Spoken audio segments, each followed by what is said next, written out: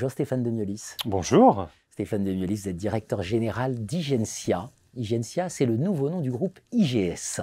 Tout à fait. Acteur majeur dans le domaine de l'enseignement supérieur et de l'éducation. Voilà, donc grand débat sur l'enseignement supérieur. J'ai reçu beaucoup de dirigeants d'institutions d'enseignement supérieur. Je suis ravi de vous recevoir.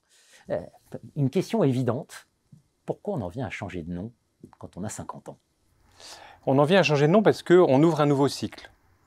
Et ce changement de nom, il incarne l'ouverture de ce nouveau cycle tout en retenant nos gènes historiques.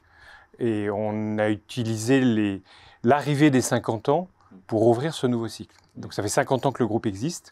Ses fondamentaux sont toujours là. C'est-à-dire qu'on est un groupe associatif, non lucratif. La finalité n'est pas le profit. Et tous les excédents qu'on génère, on peut les réinvestir sur la pédagogie, sur la recherche, puisqu'on investit à peu près 3 millions sur la recherche chaque année, et puis sur l'insertion, puisqu'on investit 2 millions sur l'insertion chaque année. Donc nos gènes de départ sont toujours là. Et d'ailleurs, dans la construction du nom, on a voulu garder les 3 lettres, et on a voulu même une consonance phonique qu'entre IGS et Igensia, on puisse garder nos racines et surtout les assumer, et que ce soit là-dessus qu'on construise l'arbre de demain. Et alors on garde nos fondamentaux, et en particulier un sujet qui me tient beaucoup à cœur, qu'on appelle le concept de l'école ouverte, qui a 4 dimensions. Le premier, c'est de mettre sur les mêmes bandes de l'école le bien-né et l'invisible, celui qu'on va chercher et qui ne penserait même pas aller sur l'enseignement supérieur, et que l'apprentissage lui permet d'ouvrir cette voie avec une mise à l'emploi derrière. La dimension intergénérationnelle, puisqu'on a des jeunes de 17 ans et des jeunes de 60 ans qui peuvent être sur les mêmes bancs de l'école, par exemple sur l'apprentissage sur des sujets informatiques. La 3e dimension de l'école ouverte, c'est l'interculturel. On a 113 nationalités présentes au sein de nos écoles, ce qui fait une richesse pédagogique. Et puis la 4e dimension, c'est notre capacité à nous adapter à ceux qui ont besoin d'une adaptation. Je préfère l'aborder comme ça plutôt que de parler de handicap. Et on accompagne 400 jeunes en situation de handicap chaque année, tant les jeunes dans nos infrastructures pédagogiques que quand on les place dans l'entreprise, où on accompagne aussi l'entreprise pour pouvoir avoir une réponse adaptée. Donc ces fondamentaux-là, associatifs, non lucratifs, principes d'école ouverte, sont les sous-jacents du nouveau cycle d'Igensia. Très bien. Peut-être pour se clarifier les idées, combien d'écoles dans le groupe? Alors 10 écoles, 5 centres de formation, ouais. Et puis récemment un nouvel institut, l'Institut supérieur Maria Montessori. Donc voilà, ce qui fait le 16e levier de pédagogie. On a 15 000 apprenants sur 3 campus, Paris, Lyon, Toulouse.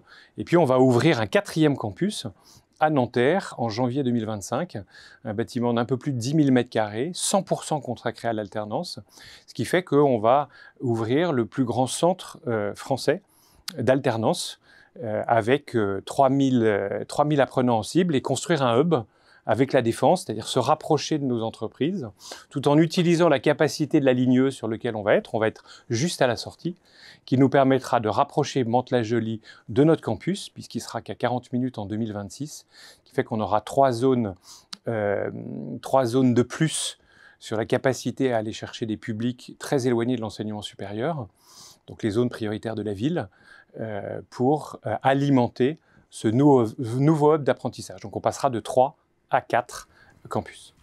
Vous avez évoqué l'idée d'investissement, enfin voilà, un changement de nom qui est lié à une nouvelle stratégie. 2026, c'est demain, vous venez de le citer, en termes précisément d'investissement ou de stratégie. Voilà, donc on a ouvert un nouveau plan d'investissement de 100 millions, avec la dimension de ce nouveau campus qu'on ouvre à Nanterre.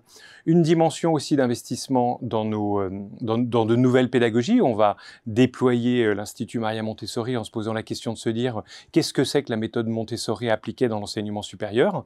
Et on voudrait apporter une alternative pédagogique à travers cette dimension. Et on a aussi un certain nombre de projets à l'international pour exporter le groupe. Et c'est intéressant de voir que notre statut associatif nous permet des discussions avec certains gouvernements de pays étrangers qui ont une haute opinion de l'image de l'enseignement supérieur français et qui s'intéressent à ce qu'on pourrait leur apporter en matière de déploiement.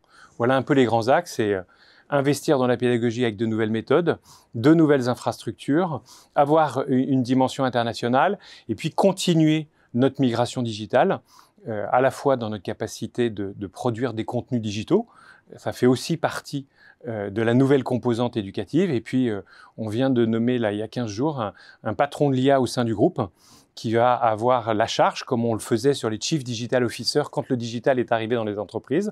On applique la même méthode. On va avoir un référent qui va coordonner toutes les initiatives, tant sur nos processus internes que dans l'intégration de la pédagogie. Mais je crois que vous l'avez abordé il y a quelque temps, ce sujet de l'IA chez nous.